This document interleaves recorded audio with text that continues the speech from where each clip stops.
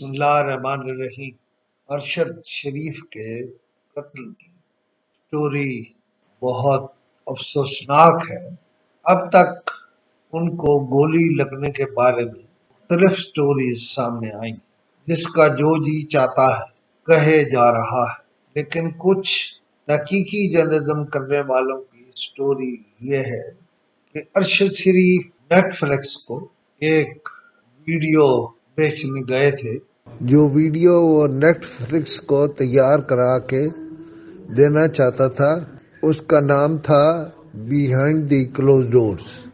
Name of these low-wage employees who do not come into the tax net. Money used to be deposited in those accounts, and finally they used to land in the accounts of either Mr. Hamza Shehbaz Sharif, Mr. Sulaiman Shehbaz Sharif, or Mr. Shehbaz Sharif himself.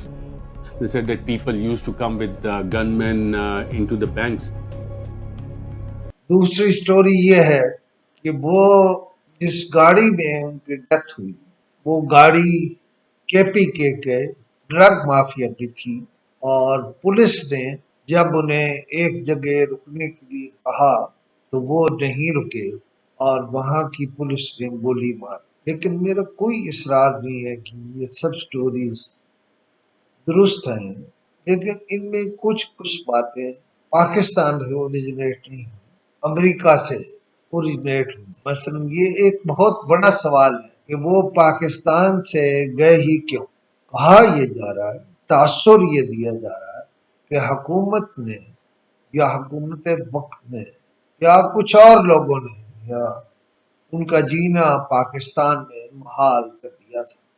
یہاں محال کر دیا تھا تو وہ Dubai گئے اور پھر دبئی نہیں رکے، پھر دبئی سے برطانیہ چلے گئے اور برطانیہ سے وہ نیروبی چلے گئے۔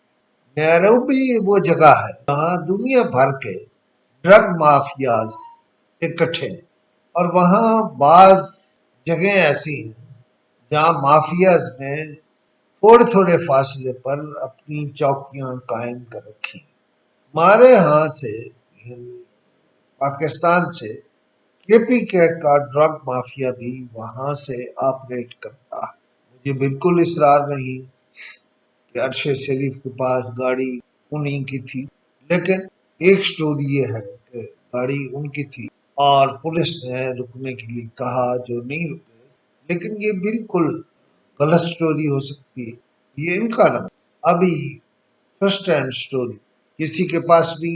پاکستان کی وزارت داخلہ نے اپنے سفارت خانے کے ذریعے نیروبی سے یا جس جگہ پر ارشد شریف کا قتل ہوا اس جگہ سے معلومات حاصل کرنی شروع کی ہوئی ہے، اور یہ بھی ہو سکتا ہے کہ جب تفصیلات سامنے ہیں تو ان میں سے کوئی سٹوری ہی درست نہ ہو۔ لیکن یہ بہت بڑا سوالیہ نشان ہے کہ نیروبی کون سی جگہ ہے جہاں کوئی پاکستانی تحقیقی جرنلسٹ جائے گا یا جا سکتا ہے۔ پاکستان کے کچھ جرنلسٹ جن کا اوریجن تو پاکستان ہے لیکن وہ امریکہ میں رہتے ہیں، اور امریکہ سے بہت ساری معلومات مجھے بھی آتی رہتی ہیں، میں بھی حاصل کرتا رہتا ہوں۔ پہلی بات تو یہ ہے کہ وہ کون سی ویڈیو تھی جو وہ نیٹ فلکس کو دینا چاہتے تھے، بیچنا چاہتے تھے، اور دوسری سٹوری یہ ہے جو ان کا فون بہرحال سب کچھ بتا دے گا، اور پاکستان کے اداروں کے لیے کوئی مشکل نہیں کہ جو لوگ ارشد شریف سے رابطے میں تھے ان سب کی تفصیلات حاصل ہو جائے۔ بہرحال یہ سارا واقعہ ان کی بوڑھی ماں کے لیے اصل میں دکھ کا باعث ہے۔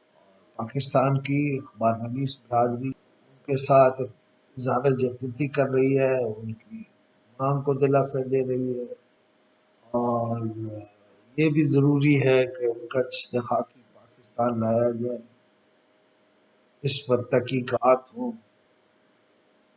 لیکن سازشی تھیوریوں کا شکار نہ ہوا جائے جب تک اصل سٹوری نہیں آ جاتی۔ انشاءاللہ پھر اس پر